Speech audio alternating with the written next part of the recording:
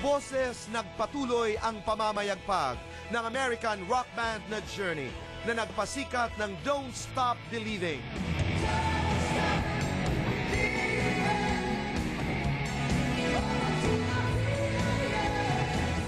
Faithfully.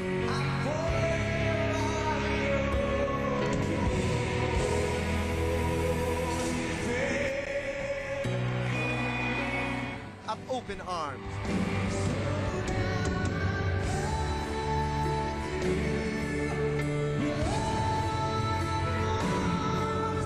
Usap-usapan ang kanyang docu na Don't Stop Believin', Every Man's Journey. At muling sasabak sa World Tour, kabilang dito ang Pilipinas. Kaibigan Arnel Pineda, welcome to the program. Hello, magandang gabi ho sa inyong lahat. Off-cam, pinag-uusapan natin, Arnel, ang ating mga pinagsamahan. Late 90s, you were performing with your band sa Chatterbox dito sa West Avenue. Glass. Nakakamiss, ano? Yes. Noong mga panahon na yon, anong iniisip mo? Buo ba yung iyong pangarap na isang araw, I'm gonna make it big internationally? Yes. Talaga? Yes, definitely.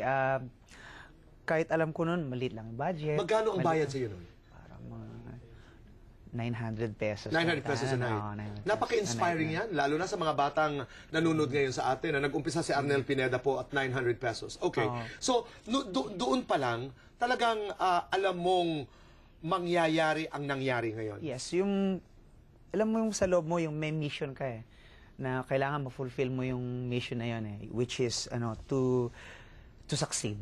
Yun, buong-buo yun. Naalala ko yun, Arnel, kasi maliban sa napakasarap na pizza doon sa Chatterbox, hindi ka talaga pinabababa ng mga tao noon pag hindi mo inaawit ang Bohemian Rhapsody. I know. We'll talk about it later. Anyway, yung Don't Stop Believing, Every Man's Journey, I know it had its world premiere sa Tribeca last year because Arnold were there sa New York. Nakita And then, nanalo ito recently, ang iyong documentary, nanalo ng Audience Awards sa Palm Springs International Film Festival. Thank you. Congratulations. Thank you. And to your director? Si Direk Ramona Diaz. Ramona Diaz. Okay. Ang tanong ko, bakit sinasabi mo that your journey is every man's journey? Every man, ito yung kinakatawan to ng commoners eh, yung masa ba, na nangangarap, hindi natatakot sumige, magpursige, maghintay para sa isang milagro. Okay, milagro. Okay, pero Arnel, may mga pagkakataon, di ba? Pag nangangarap ka, may mga points talaga na natatakot ka. May mga points na nagdududa ka. Normal yun eh, hindi ba? Kasama yun eh. Kasi sa akin ako mas gusto ko nga natatakot ako eh. Kasi bakit gusto mong natatakot ka? mas maingat ka eh. Mas mas aware ka kung what's coming. Okay. So, ang ginagawa mo, nagpe-prepare ka. Masugatan ka man, hindi ka masyadong sugatan, Yes. buhay ka pa rin, Yes. nakaka-survive ka. Yes. Pero alam ko na napakahirap ng pinagdaanan mo. Napakahirap ng pinagdaanan mo bago mo narating yung narating mo. Pero doon sa mga pagkakataon na parang wala ka ng ibang mapuntahan, kundi ayoko na. Did it ever occur to you? Did you ever tell yourself, ayoko na, I'm gonna stop? Many times. It did, no? Many times. Merong, ayoko na, biglang magigising ako. Ba't ako hihinto? Ito lang ang alam kong So gawin. every time you tell yourself na ayoko na, paano ka nakakabalik doon sa estado na hindi, pagpapatuloy ko to? Wala, nagigising na lang ako eh na, bakit ito ginagawa ko ngayon? Instead of pursuing my dream. Ikaw na mismo nakaka-realize. Ako na. Then, I'll move on again. Maghahanap uli ako ng gig. Parang tayo yan. Yes. Pagod na pagod ka, you complain today, kung ano-ano mga sinasabi mo, and then you sleep, you wake up, and you say, bakit wala akong gig? and then the next day, marirealize mo, Right.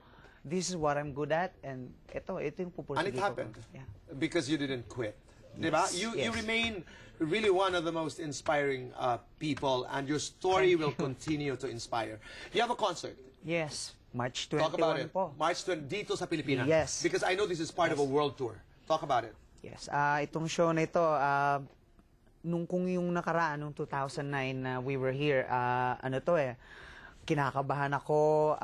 Siyempre, for the first time in my life, magpa-perform ako sa Hometown. kababayan ko. Oo, diba? Hometown audience. So, yung pressure, yung yung expectations nandun lahat sa utak ko yun eh, tsaka paano ko ipe-present yung sarili ko. Pero itong show na to ngayon sa March 21 sa SM Marina, no, parang mas personal na sa akin to ngayon eh. And it's all about the music of Journey, sharing dun sa mga kababayan. Lumampas na yung stage na nahirapan kang tanggapin o di kaya you were playing for a while to the die-hard, hardcore Journey fans. Yeah. I mean, nakalampas ka na sa stage na yon. Actually, maski nung una pa, hinanda ko na yung sarili ko na. So, nilagpasan ko na yun eh. Ine-expect ko na makakatanggap ako na nung mga criticisms, nung racism. Oo, totoo yun.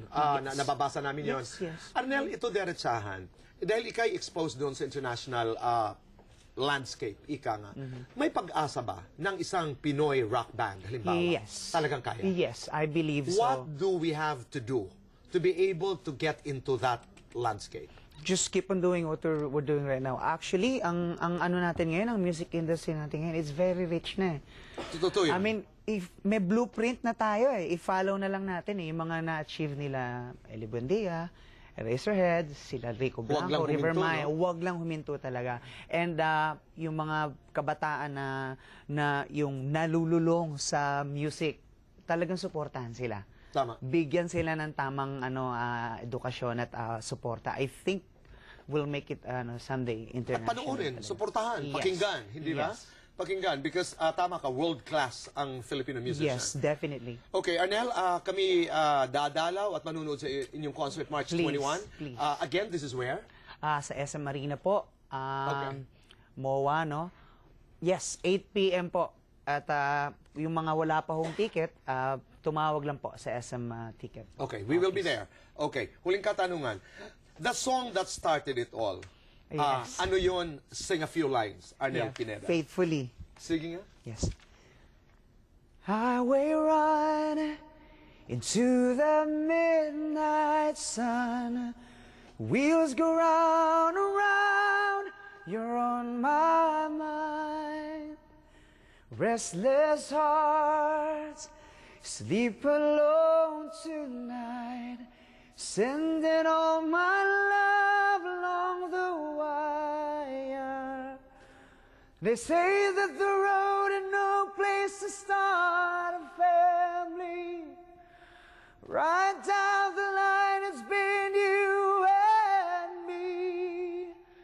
And love and a music, man, ain't always what it's supposed to be. Oh, girl, you stand by me. I'm forever yours, faithfully. Wow, Arnel Pineda. Maraming salamat. Maraming salamat. Thank you. Thank you for making us proud. Thank you for being a Thank friend. you. Yes. Maraming salamat sa pagiging Always. kaibigan. Always. Arnel Pineda, ikaw na. Ikaw na, Kuya Boy.